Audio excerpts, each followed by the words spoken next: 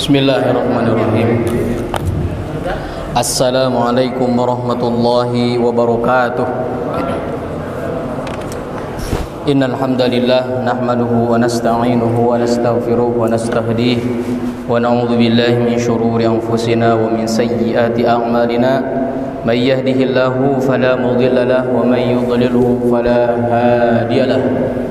Asyhadu an la ilaha illallah wahdahu la syarika lahu wa asyhadu anna Muhammadan abduhu wa rasuluh.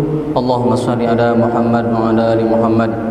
Hadirin jamaah salat zuhur yang mudah-mudahan dirahmati Allah Subhanahu wa taala.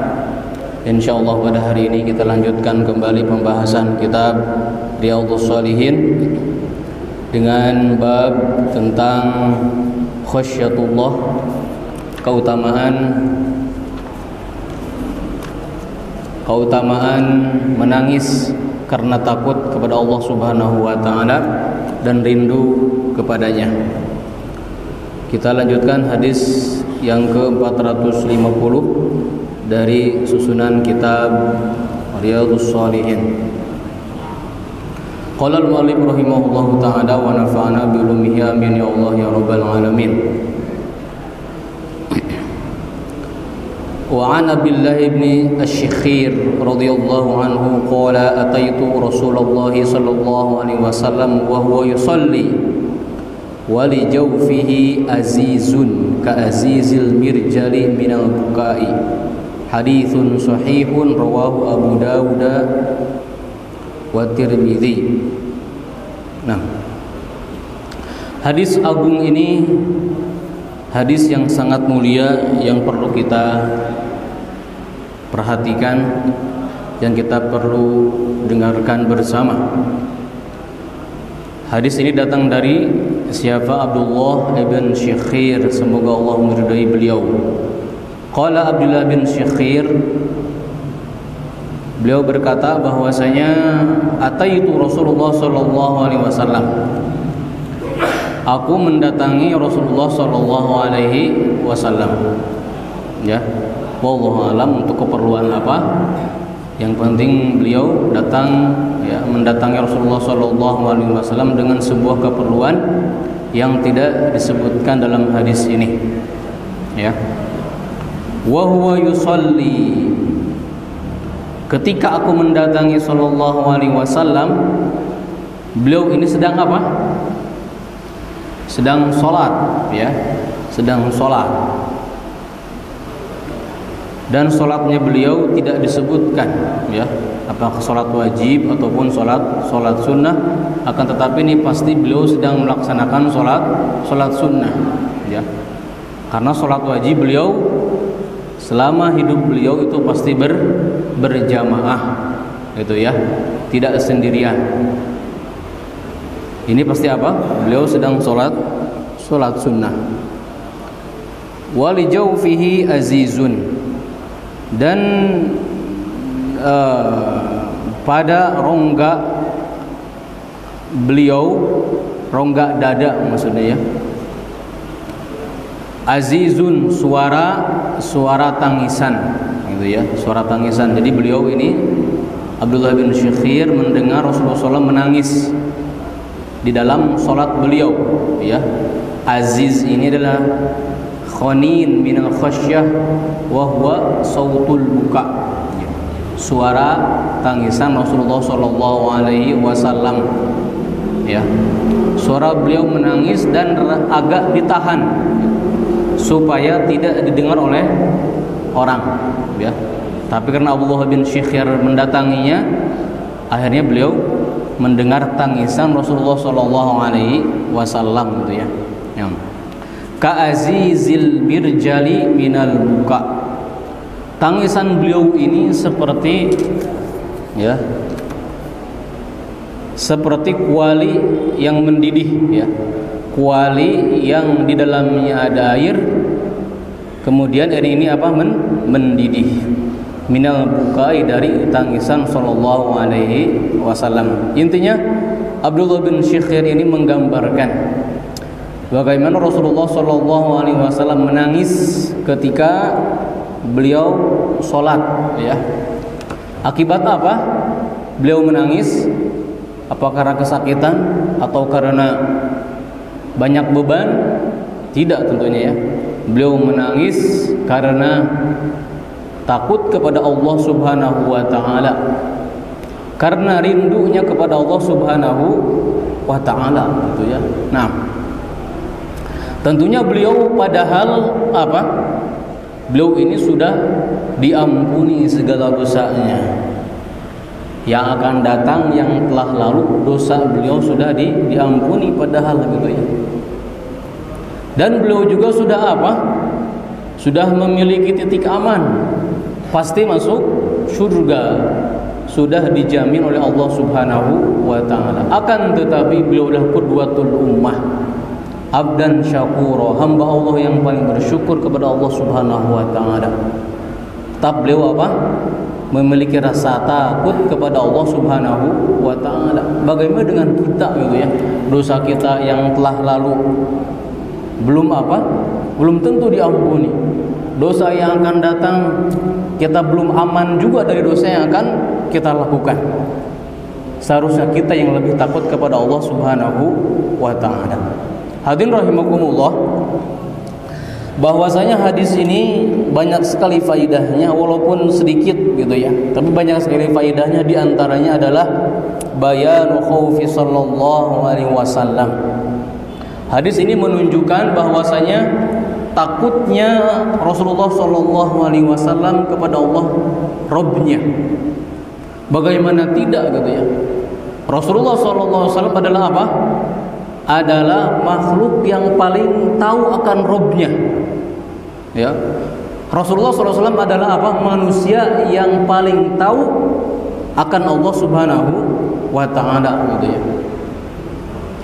Sehingga para sahabat berbeda pendapat apakah Rasul ini pernah melihat Allah secara langsung atau tidak. Ini saking apa? Saking taunya Rasulullah SAW terhadap Rabbnya. Ya, selain Rasulullah SAW tidak ada yang pernah melihat Allah Subhanahu wa taala. Walaupun pendapat yang kuat adalah bahwasanya Rasul pun belum pernah melihat Allah Subhanahu wa taala. Kata sallallahu alaihi wasallam dalam hadisnya, an-nur yuhjibuni. An-nur, cahaya. Ya, maka sebagai para sahabat berbeda pendapat, nur itu adalah memang Allah Subhanahu wa taala. Kata yang lain, bukan, nur itu merupakan hijab, penghalang antara Allah Subhanahu wa taala dan Nabi sallallahu alaihi wasallam ketika beliau di mi'rajkan ke langit yang ketujuh.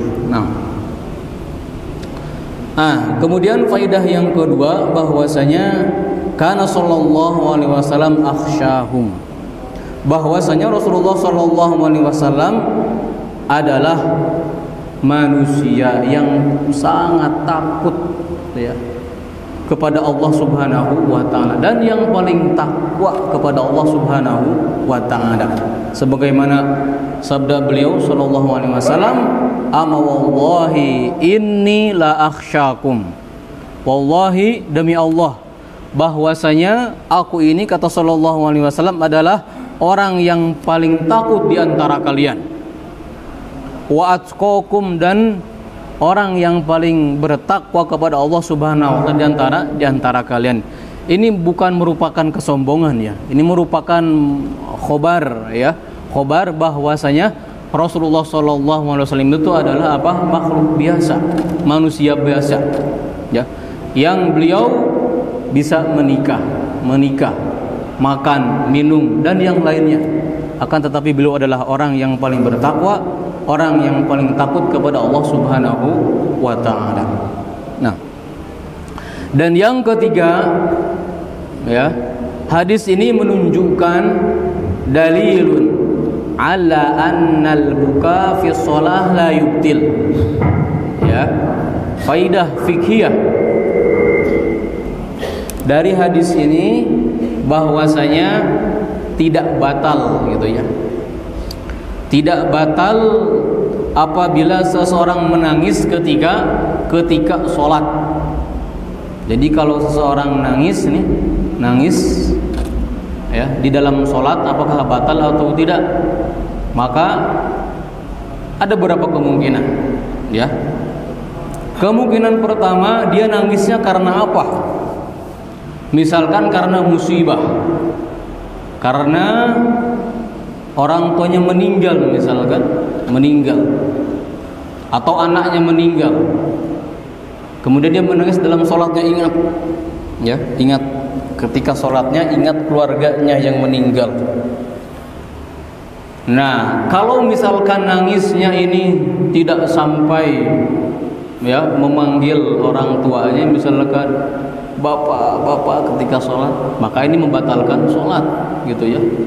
Sambil teriak-teriak ketika sholat itu, teriak-teriak memanggil bapaknya, ibunya, atau anaknya, maka ini membatalkan sholat, batalkan sholat. Kalau saja misalkan tangisannya ini tidak sambil teriak-teriak, tidak memanggil-manggil, bahkan dia tahan, ya, walaupun mengingat keluarganya yang meninggal misalkan, maka tidak batal, ya, walaupun pahalanya berkurang, ya. Nangis di dalam sholat karena ingat keluarga, ya, karena di sini apa? Tidak ada kekhusyuan, berarti ya, tidak ada kekhusyuan. Nah, kemudian adapun tangisan yang kedua, tangisan ketika sholat karena apa? Karena takut akhirat, karena takut neraka misalkan, karena takut ayat yang sedang dibacanya tentang azab, maka ini, ya, walaupun tangisannya keras, ini tidak membatalkan, ya, tidak membatalkan sholat, dan bahkan ini merupakan salah satu tanda kekhusyuan seseorang, gitu ya. Nah, adapun tangisannya karena sakit ataupun karena musibah tadi, ya, maka ada tafsil. Tentunya, ya, kalau sedang sholat kemudian dia takut akan akhirat, ya, mengingat azab, mentafakuri azab Allah Subhanahu wa taala, misalkan sedangkan, ya, kemudian dia menangis dan dia mengucapkan salah satu lafaz yang difahami, aduh misalkan, walaupun khasyatullah, tetap apa? Batal salat. Walaupun apa? Dia memikirkan tentang ayat-ayat azab misalkan. Jadi jangan sampai apa? Ada perkataan yang difahami oleh manusia, ya. Baik. Para ulama mengatakan minimalnya 2 huruf, ya. Minimalnya 2 huruf itu sudah membatalkan sholat. Misalkan apa? Dalam bahasa Arab itu uf. Ketika nangis misalkan nah, itu apa? Membatalkan sholat, karena ini dalam bahasa Arab ada maknanya. Allah Ta'ala alam. Ini beberapa faedah yang mungkin bisa disebutkan pada kesempatan kali ini. Wallahu ta'ala alam. Subhanakallahumma wa bihamdika asyhadu an la ilaha illa anta astaghfiruka wa atubu ilaik. Wassalamualaikum warahmatullahi wabarakatuh.